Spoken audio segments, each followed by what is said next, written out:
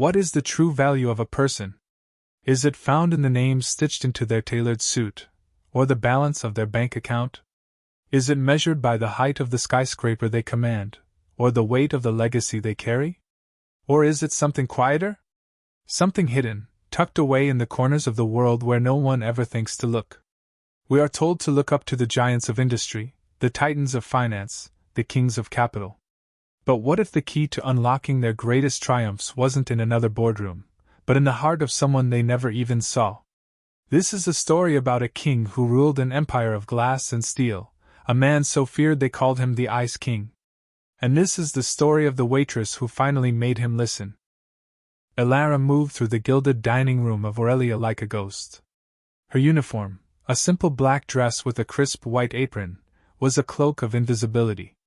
She refilled water glasses before they were empty, cleared plates with a whisper of movement, and offered the dessert menu with a smile that never quite reached her tired eyes. Her world was a cycle of sore feet, polite nods, and the ever-present hum of conversations she was paid to ignore. Conversations about mergers, about acquisitions, about yachts and summer homes in countries she could only dream of. For 2 years, this had been her life. A life lived in the margins, a life dedicated to paying off the mountain of debt left by her sister's illness. Every dollar she earned, every tip she pocketed, went toward medications and treatments, a relentless tide she fought with every ounce of her strength. Her own dreams, her studies in ancient linguistics and dead languages, were a forgotten luxury, packed away in a dusty box in her tiny, one-room apartment. Among the titans who frequented Aurelia, one reigned supreme, Julian Croft. He always sat at the same table, a secluded corner booth with a panoramic view of the city lights he seemingly owned. He was a man carved from granite and ice, with eyes that assessed everything and valued nothing. His presence silenced the room. Other patrons spoke in hushed tones, waiters approached his table with a tremor in their hands. They said he had inherited $1 billion empire and quadrupled it in a decade. They said he had no friends, only assets. They said he hadn't genuinely smiled since his father's funeral. Elara had served him dozens of times. He never looked at her, never acknowledged her beyond a curt, dismissive nod. To him, she was just a pair of hands that brought him his steak, rare, and his whiskey, neat. She was part of the furniture, functional and utterly forgettable. She knew his order by heart, the precise way he liked his table set, the exact moment he would be ready for the check. This silent, one-sided knowledge was the entirety of their relationship. She was the ghost, and he was the king on his throne of ice. But tonight, the ice was cracking. Julian wasn't eating. He was hunched over a tablet, his face illuminated by the cold blue light of a video conference. His brow was furrowed, a deep line of frustration etched between his eyes. On the screen, 3 elderly men in traditional garb spoke in a rapid, guttural language that Elara recognized instantly. It was a rare, almost extinct dialect of Northern Sogdian, a language she had spent her university years obsessing over, a language her grandmother had spoken in hushed tones when she told stories of the old country. Julian's own translators, 2 men in sharp suits sitting beside him, were struggling. They stumbled over phrases, their faces slick with sweat. "They are insisting on the blessing of the Elder's Clause, Mr. Croft," one of them stammered. "They say it's a matter of ancestral respect." Julian's voice was a low growl, a serrated edge of impatience. "I am offering them $200 million more than their company is worth. That is my respect. What is this blessing?" The lead negotiator on the screen spoke again, his tone sharp, his hand gestures dismissive. The translator paled. He says your offer is an insult. He says you are a boy playing with your father's money, and that you lack soul harmony, soul harmony?" Julian repeated the words as if they were poison. "What does that even mean? Tell them the deal is final. Accept or we walk." As his translator began to relay the clumsy, literal message, Elara felt a jolt. She was just a waitress. It was not her place. She should just refill his water and walk away. But she heard the words coming from the translator and knew, with absolute certainty, that they were wrong. He was using a confrontational term, a word that meant ultimatum instead of final offer. In their culture, it was a grave insult. She saw the faces of the old men on the screen harden, their lips thinning into lines of fury. The deal was about to shatter. Her heart hammered against her ribs. Lose this job, and her sister's next treatment was gone. Stay silent, and watch a man, however cold, make a catastrophic mistake. Her grandmother's voice echoed in her memory. Words are not just sounds, little star. They are bridges or they are walls. Taking a breath that felt like it was tearing from her lungs, she stepped forward. She moved to Julian's side, her voice barely a whisper, but clear and steady in the tense silence. "Forgive me, sir," she began, her eyes fixed on a point just past his shoulder. "But that is not what he said. And what your translator is about to say will end this conversation forever." Julian Croft's head snapped up. For the first time, he truly looked at her. His eyes, the color of a winter storm, narrowed, not with anger, but with a sudden, shocking stillness. The two translators froze, their mouths agape. The entire restaurant seemed to hold its breath. The king on the throne of ice had just been addressed by a ghost, and the ghost had just told him he was wrong. The world seemed to shrink to the space of that corner booth. Julian Croft's gaze was an intense, physical pressure. He didn't shout. He didn't dismiss her. He simply held her in that piercing stare, a predator assessing an anomaly in its territory. "Explain," he said. The single word was not a request. It was a command, as cold and sharp as a shard of glass. Elara's hands trembled slightly, but she clasped them behind her back, forcing a stillness she did not feel. She kept her eyes deferential, focused on the screen, not on him. "The elder did not say you lack soul harmony, sir. That's a poor literal translation. The phrase he used, Rui Hamahang, it's more complex. It means a spirit that is not aligned with the history of the land. He is not insulting your character. He is questioning your understanding of their legacy, which to them is more valuable than the company itself. He is testing you." She paused, taking another shaky breath. "And the term for blessing of the elders is also incorrect. It's not a religious rite. It's a formal request for their historical council to approve the sale, to ensure the company's traditions will be honored. It is a sign of deep respect to ask for it, not a clause to be dismissed." The silence that followed was profound. The two professional translators looked at her, their expressions a mixture of horror and disbelief. Marcus Vance, Julian's ambitious second-in-command who sat opposite him, sneered openly. "Julian, what is this? Are we really going to let the help interrupt a $5 billion negotiation?" But Julian ignored him. His eyes were still locked on Elara.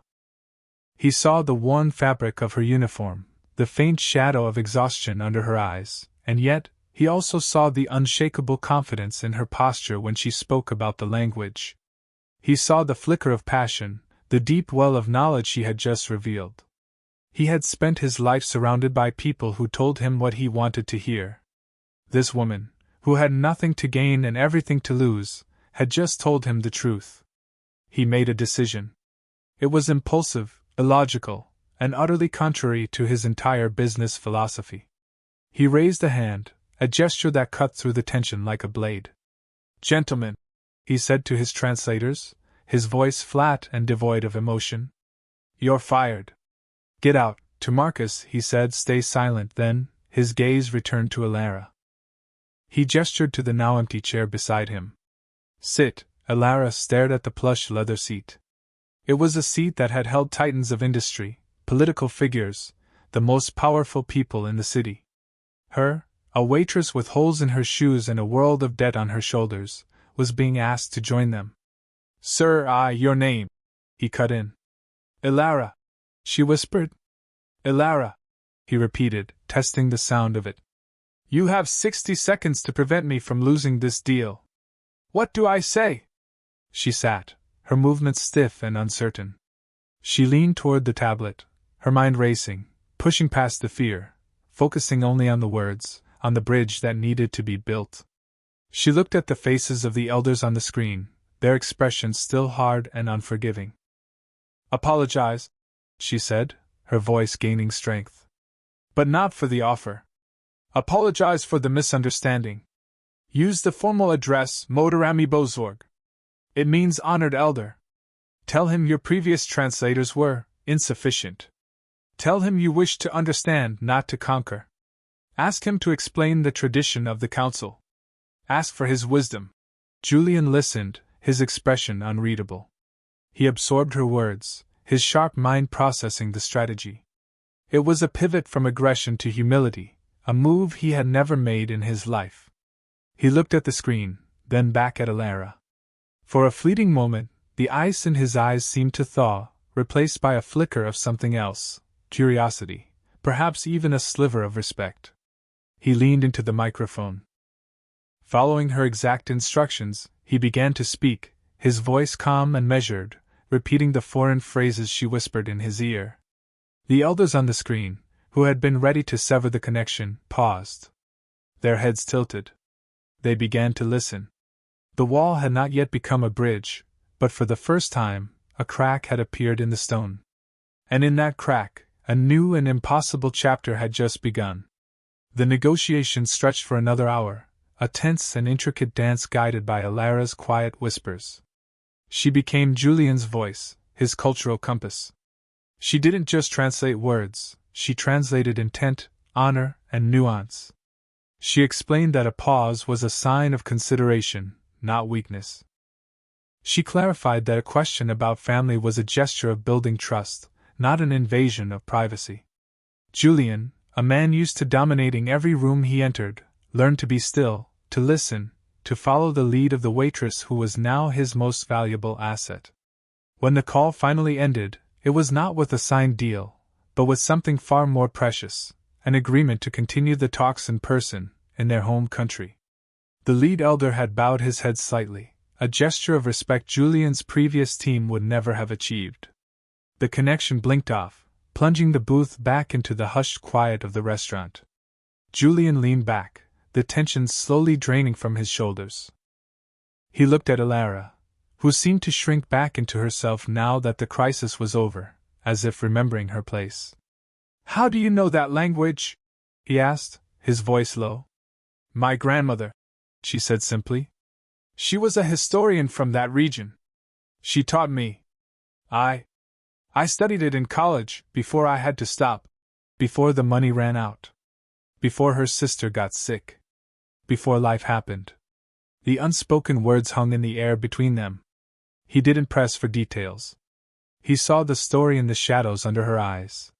He reached into his jacket and pulled out a sleek, black card holder. He placed a card on the table and pushed it toward her. It was heavy, made of metal, with nothing on it but his name and a private number. "My office. Tomorrow. 9 a.m. We are flying out in 3 days. You will be my personal advisor on this trip. I will pay you 10 times what you make here in a year." Alara stared at the card. 10 times her yearly salary. It was a number so large she couldn't even process it. It was freedom. It was her sister's future. It was a lifeline thrown from the most unexpected place imaginable. Marcus Vance, who had been simmering in stunned silence, finally exploded. "Julian, this is insane. You can't be serious. She's a waitress. We have teams of qualified professionals, people with degrees, with security clearance. You're going to stake the biggest deal in this company's history on her?" Julian's gaze shifted to Marcus, and the ice returned colder and harder than before. "Those qualified professionals almost cost me $5 billion tonight, Marcus. She saved it. She has something they don't, genuine understanding. This deal isn't about numbers anymore. It's about respect. And she is the only person I've met who seems to understand what that means." He stood up, his tall frame casting a long shadow over the table. He looked down at Alara one last time. 9 a.m., he repeated. He didn't wait for an answer. He turned and walked away, leaving a stunned restaurant, an enraged second-in-command, and a terrified, hopeful waitress in his wake. Alara picked up the card. It felt cold and heavy in her palm, a key to a world she had never imagined entering. That night she didn't sleep. She sat by her sister's bedside, watching the steady rise and fall of her chest, the rhythmic beep of the monitors. She looked at the peeling paint on her apartment walls, the stack of overdue bills on her small kitchen table. Then she looked at the black metal card. It was a gamble, a leap into an unknown abyss. But for the first time in years, the suffocating weight of despair was pierced by a single, brilliant ray of hope. The next morning, she chose her best, which wasn't much, a simple, dark dress she'd bought from a thrift store, mended at the hem, and a worn but clean coat. She walked into the lobby of Croft Enterprises and felt like she had stepped onto another planet. The building was a cathedral of glass and chrome, soaring into the clouds. Men and women in impeccably tailored suits moved with a brisk, predatory confidence. The air hummed with power and ambition. Elara felt like a sparrow that had accidentally flown into a falcon's eyrie. The receptionist looked her up and down with a barely concealed disdain. "Can I help you?" she asked, her tone implying that she very much doubted it. "I have an appointment with Mr. Croft," Elara said, her voice barely a whisper. "My name is Elara." The receptionist's perfectly sculpted eyebrow rose. She typed the name into her computer, and her expression shifted from disdain to baffled surprise. "Of course. Go right up." Penthouse floor, the elevator ride was a silent, stomach-churning ascent. When the doors opened, she stepped into an office that was larger than her entire apartment building. One wall was a floor-to-ceiling window offering a godlike view of the city. In the center of the vast space, Julian Croft stood with his back to her, speaking on the phone. Standing beside him were Marcus Vance and an older, elegantly dressed woman with sharp, intelligent eyes. This was Evelyn Reed, the Croft family's lawyer for over 30 years, a woman whose loyalty was as legendary as her legal acumen. Julian ended his call and turned. He gave Elara a brief, assessing nod. "You came. You told me to," she said simply. Marcus scoffed. "She's here. Now can we please end this charade, Julian? I've vetted 3 of the top linguistic consulting firms in the world. They can have a team ready in an hour." Evelyn Reed said nothing. She simply watched Elara, her expression neutral but her eyes missing nothing. Julian ignored Marcus and addressed the lawyer. "Evelyn, this is Elara. She will be our cultural advisor for the Sogdian deal." Evelyn extended a hand, her grip surprisingly firm. "A pleasure. Julian has told me what happened. It was remarkable." Her tone was professional, but Elara could detect a note of deep skepticism. "No," Julian said, his focus entirely on the business at hand. "The partners have agreed to host us at their ancestral estate. This is not a corporate setting. Every gesture, every word will be scrutinized. Elara, I need to know everything. What to wear, what to bring, how to greet them, what is forbidden." For the next 2 hours, Elara transformed. The timid waitress disappeared, replaced by the passionate scholar she had once been. She spoke with an authority that silenced the room. She detailed the intricate social customs, the history of their clan, the symbolism of the gifts they should bring, hand-carved wood from a specific tree, rare silks in a color that signified respect, not wealth. She explained that they should never show the soles of their feet, never pour their own drink, never speak of business until after the 3rd cup of tea had been served. Marcus interrupted constantly, questioning her sources, belittling her knowledge. "Where did you learn this? A dusty library book? We are talking about a multi-billion-dollar transaction, not a history lesson. I learned it from my grandmother, who lived it," Elara retorted, her voice quiet but firm. "I learned it from letters and journals that have been in my family for generations. Some things, Mr. Vance, cannot be found on the internet." A slow, almost imperceptible smile touched Evelyn Reed's lips. She was beginning to understand what Julian saw in this young woman. It wasn't just knowledge, it was a connection, an authenticity that no consulting firm could ever provide. As the meeting concluded, Julian handed Elara a folder. "This is the preliminary contract. I need you to read it. Not for the legal jargon, but for the tone. Tell me if there is anything in our language that could be perceived as disrespectful or aggressive in theirs." He was giving her a level of trust that stunned her.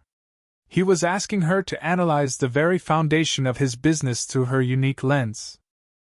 As she left the office, a temporary corporate credit card in her pocket for appropriate attire, Marcus cornered her by the elevators. His voice was a venomous hiss. "I don't know what little game you're playing, but it ends now. You are out of your league. You are a nobody. When this deal falls apart because of you, and it will, I will personally make sure you never work in this city again. Not even as a waitress." The threat hung in the air, cold and sharp. But something inside Alara had shifted. The fear was still there, a cold knot in her stomach, but it was now joined by a flicker of defiance. She looked Marcus Vance directly in the eye. "I'm not playing a game, Mr. Vance. I'm just trying to help Mr. Croft build a bridge instead of a wall."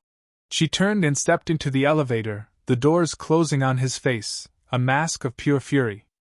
The journey to the remote, mountainous region of Sogdiana was a disorienting blur of luxury. On the Croft private jet, Alara felt a profound sense of imposter syndrome. She was served gourmet meals by an attentive flight attendant, while she meticulously reviewed contract clauses and historical texts. Julian worked for the entire flight, his focus absolute.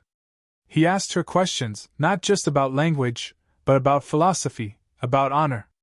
He listened to her answers with an intensity that made her feel both seen and completely exposed. A strange, unspoken rapport was growing between them. It wasn't friendship, and it certainly wasn't romance. It was a partnership forged in the high-stakes pressure of the deal, a mutual respect between two people from impossibly different worlds.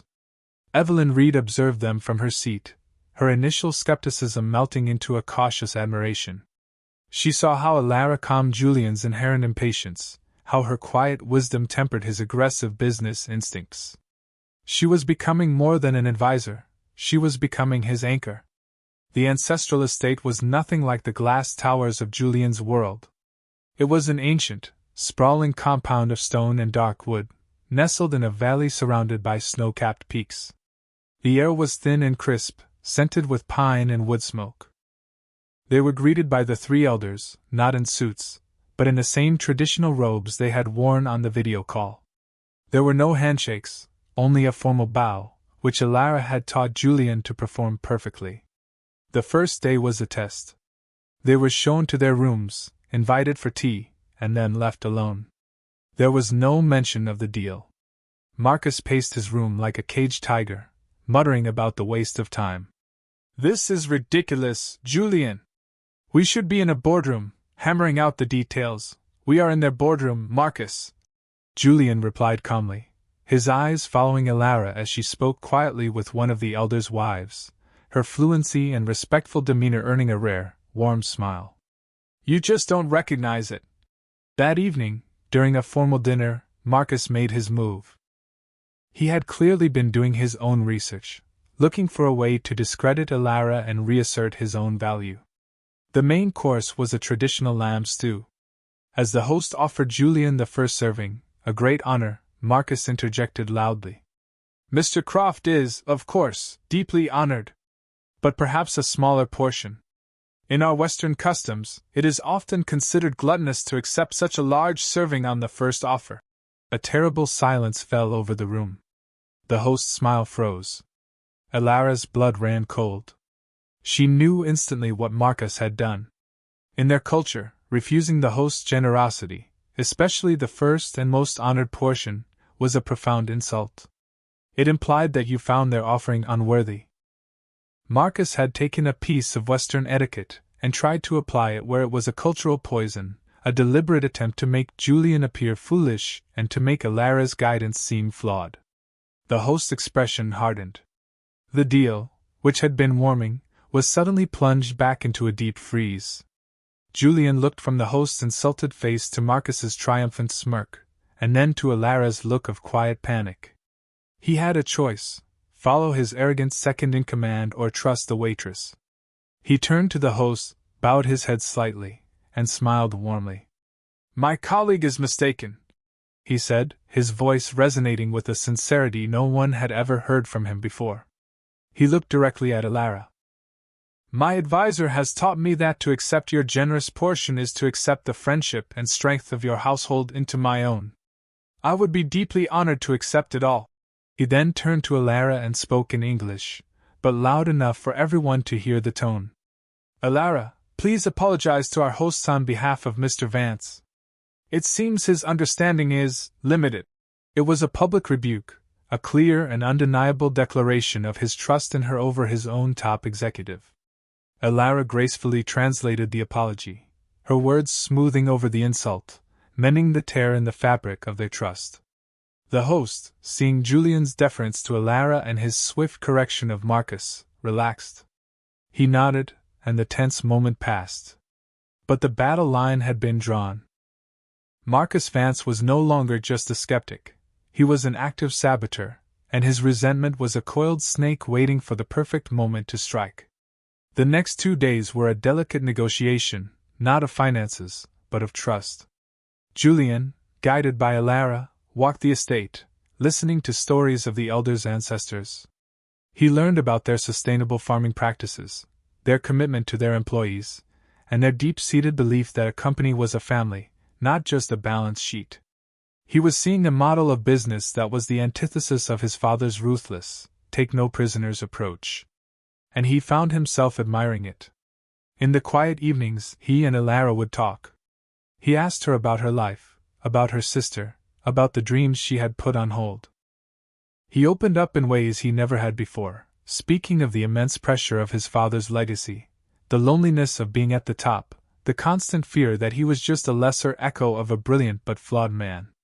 My father built an empire, Julian confessed one night, as they stood on a balcony overlooking the moonlit valley. But he left a trail of broken people behind him. Business partners, employees, even our family. I always told myself I had to be colder, harder, just to hold it all together. To be worthy of his name. Alara looked at him, not at the billionaire, but at the man. Being worthy of his name doesn't mean you have to repeat his mistakes, she said softly.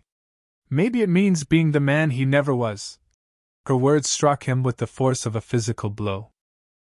In her quiet integrity, her fierce loyalty to her family, and her profound respect for tradition, he saw a strength his father never possessed. The ice around his heart, which had been cracking for days, finally began to melt. He was starting to feel something for her, something more than respect, more than gratitude. It was a feeling that scared him more than any boardroom battle. The final day of negotiations arrived. The contract was ready. It was a unique document, blending the sharp legalities of Croft Enterprises with the traditional, honor-based commitments the elders required. Alara had reviewed every line, ensuring the tone was one of partnership, not acquisition.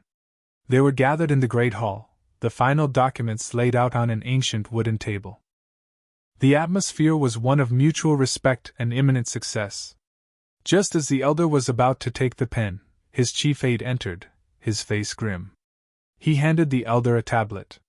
The old man read the screen, and his face transformed, the warmth vanishing, replaced by a look of cold, deep betrayal. He pushed the tablet across the table toward Julian. Explain this. Julian looked at the screen. It was an internal memo, seemingly from his own server, under his name.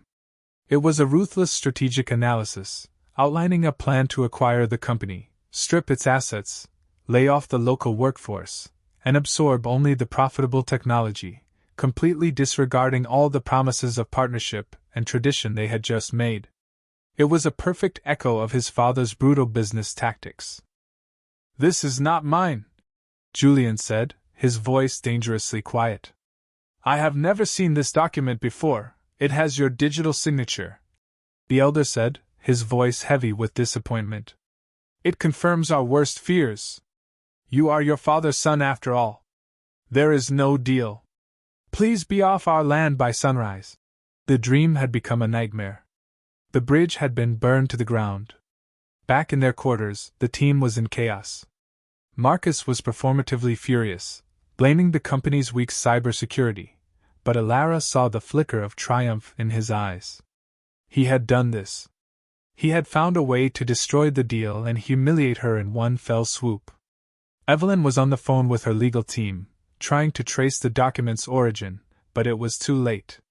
The damage was done. Julian was a statue of cold fury, pacing the room. "It's over," he bit out. "Everything we built, gone. My reputation finished." Elara watched him, her heart aching. She saw him retreating back into his shell, the ice reforming around him. But she refused to let it end this way. "No," she said, her voice cutting through the despair. "It's not over." Everyone turned to look at her. "They don't trust your words anymore, Julian," she said, walking toward him. "The document, fake or not, has poisoned them. You can't talk your way out of this with logic or contracts. There is only one way. You have to appeal to their heart, to their honor, and how do I do that?"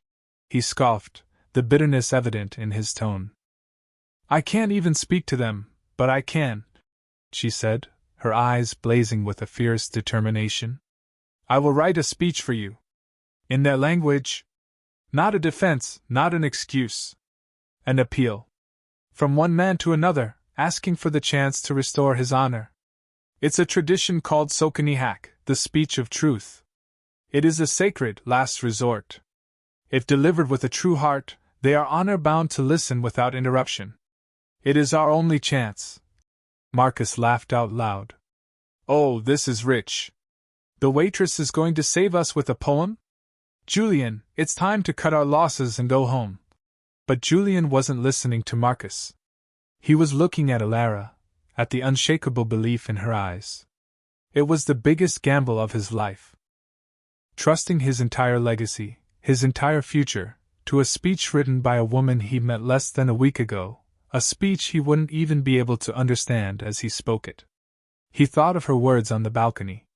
Maybe it means being the man he never was. This was his chance. He gave a single, sharp nod. Write it. For hours they worked. Elara wrote, pouring all of her knowledge, all of her heart, into the words. She told the story of a son trying to escape his father's shadow, of a man who had come seeking a partnership, not a conquest.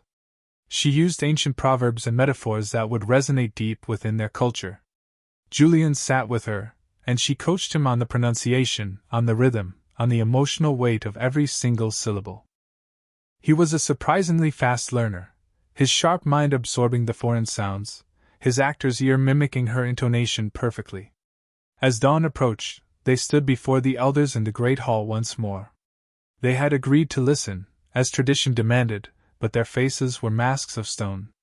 Julian took a deep breath, looked at Elara, who gave him a small, encouraging nod, and he began to speak. The words flowed from him, strange and unfamiliar, yet he delivered them with the conviction Elara had poured into them. He spoke of honor, of legacy, of the desire to build something new that respected the old.